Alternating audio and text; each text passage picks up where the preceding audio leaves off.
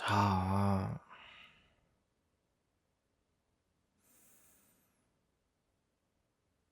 아, 잠 안 와?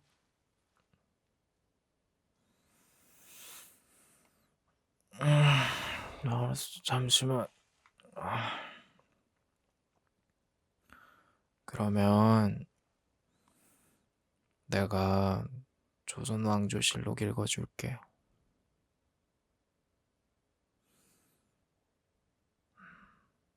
음, 들으면서 자. 음,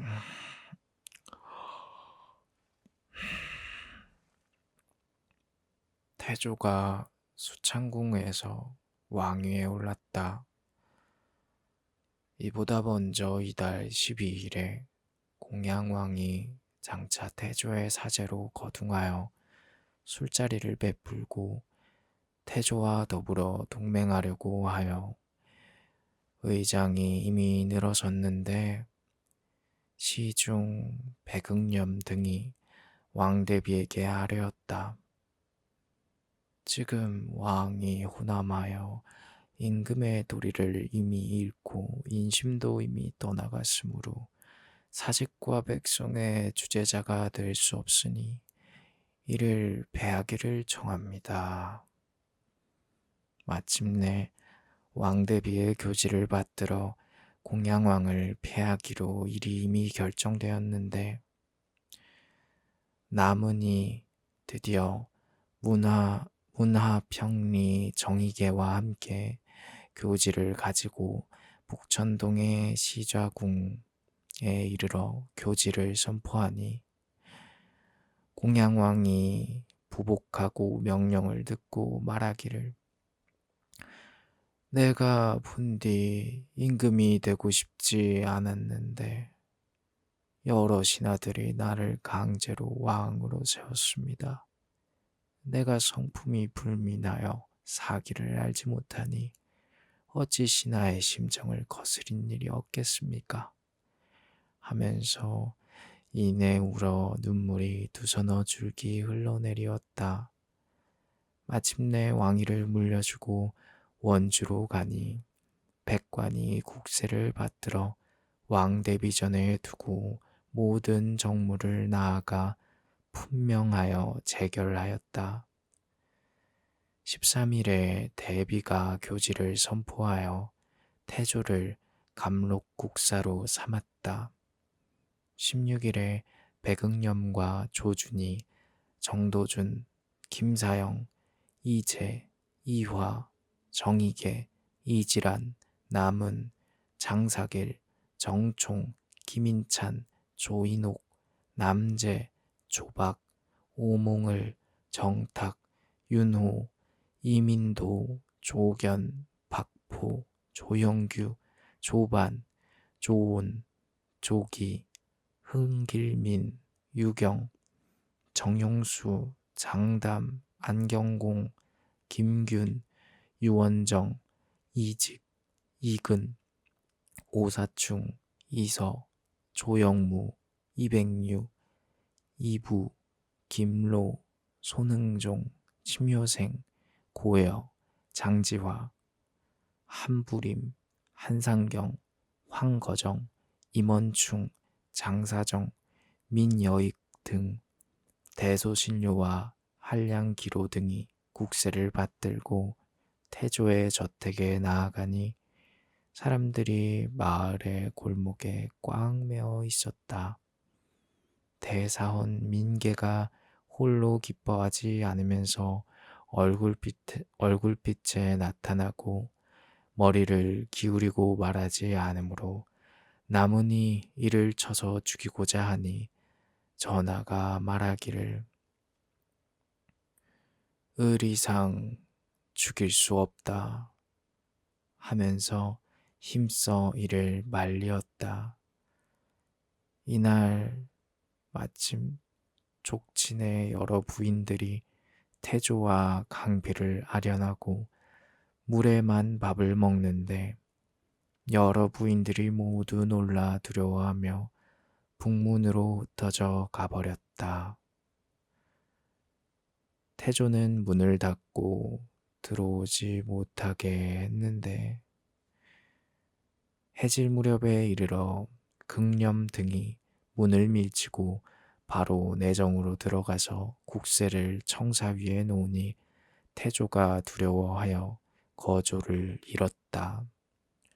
이천우를 붙잡고 겨우 침문 밖으로 나오니 백관이 늘어져서 절하고 북을 치면서 만세를 불렀다. 태조가 매우 두려워하면서 스스로 용납할 곳이 없는 듯하니 극념 등이 합사하여 왕위에 오르기를 공고하였다.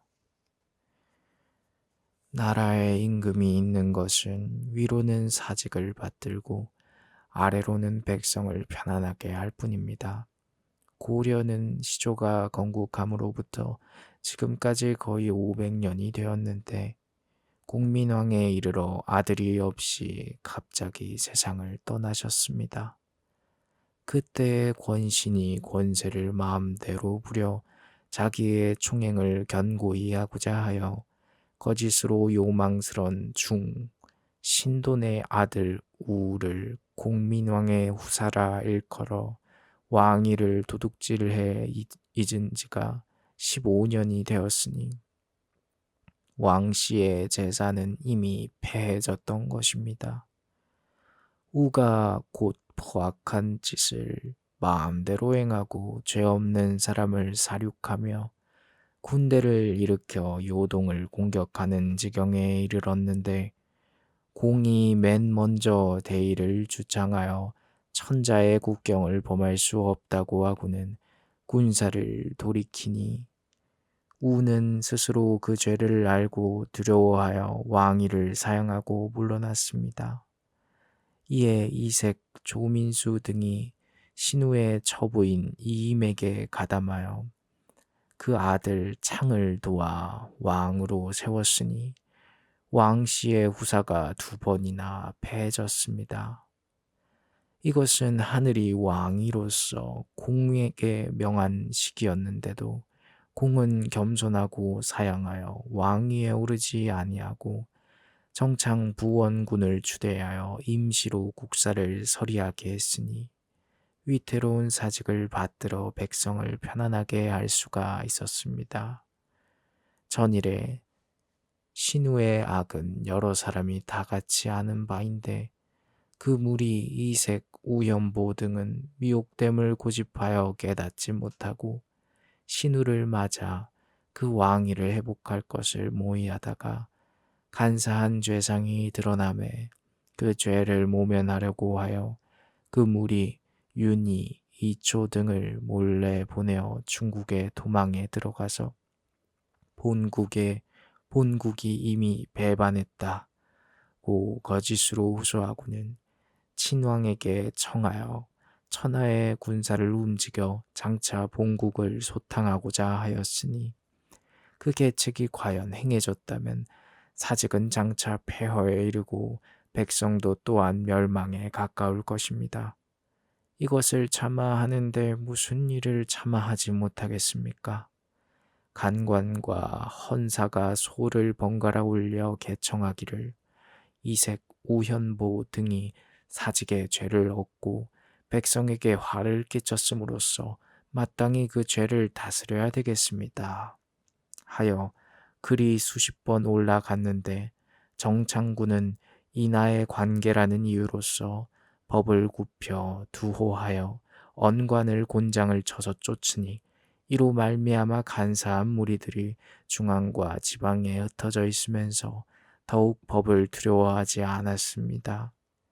김종현은 도피 중에 있으면서 당을 결성하여 난리를 꾀하고 김조부 등은 안에 있으면서 그 변에 응하기를 도모하여 화란의 일어남이 날마다 발생하여 그치지 않았는데 정창군은 사직과 백성을 위하는 큰 계책을 돌보지 아니하고 사사의 은혜를 베풀어 인망을 수습하고자 하여 다만 법을 범한 사람이 있으면 반드시 모두 용서해주고 국진이 더 타용하였으니 서경에 이른바 달아난 죄수를 수용하는 괴수가 되어 물고기가 연못에 모이듯 짐승이 숲에 모이는 듯하다는 것입니다. 도와서 왕을 세울 계책을 결정한 것으로서 말한다면 공로가 사직에 있으며 대의를 주창하여 군사를 돌이킨 것으로서 말한다면 덕택이 백성에게 가해졌는데도 이에 좌우에 있는 부인과 환자의 참소를 지나치게 듣고서 반드시 죽을 곳에 두려고 하고 사람들이 강직하여 아첨하지 않는 사람이 있으면 또한 모두 죄를 주니 참소하고 아첨한 무리들이 뜻대로 되고 충성하고 선량한 사람들은 기가 꺾여져서 정치와 형벌이 문란하여 백성들이 그 수족을 둘 데가 없습니다. 하늘이 견책하는 뜻을 알려서 성상이 여러 번 변하고 요월이 번갈아 일어나니 정창군도 스스로 임금의 도리를 이미 잃고 백성의 마음이 이미 떠나가서 사직과 백성의 주제자가 될 수 없음을 물어알고 물러나와 사제로 갔습니다. 다만 군정과 국정의 사무는 지극히 번거롭고 지극히 중대하므로 하루라도 통솔이 없어서는 안 될 것이니 마땅히 왕위에 올라서 신과 사람의 기대에 부응하소서. 태조는 굳이 거절하면서 말하기를 예로부터 제왕에 일어남은 1000명이 있지 않으면 되지 않는다. 나는 실로 덕이 없는 사람인데 어찌 감히 이를 감당하겠는가 하면서 마침내 응답하지 아니하였다. 대소신료와 한양, 기로 등이 부축하여 호위하고 물러가지 않으면서 왕위에 오르기를 권고함이 더욱 간절하니 이날에 이르러 태조가 마지못하여 수창궁으로 거둥하게 되었다. 백관들이 국문 서쪽에 줄을 지어 영접하니 태조는 말에서 내려 걸어서 전으로 들어가 왕위에 오르는데 어좌를 피하고 기둥 안에 서서 여러 신하들의 조화를 받았다. 육조의 판서 이상의 관원에게 명하여 전상에 오르게 하고는 이르기를 내가 수상이 되어서도 오히려 두려워하는 생각을 가지고 항상 직책을 다하지 못할까 두려워하였는데 어찌 오늘날 이 일을 볼 것이라 생각했겠는가. 내가 만약 몸만 건강하다면 필마로도 피할 수 있지만은 마침 지금은 병에 걸려 손발을 제대로 쓸 수 없는데 이 지경에 이르렀으니 경들은 마땅히 각자가 마음과 힘을 합하여 덕이 적은 사람을 보좌하라 하였다. 이에 명하여 고려 왕조의 중앙과 지방의 대소신료들에게 예전대로 정무를 보게 하고 드디어 저택으로 돌아왔다.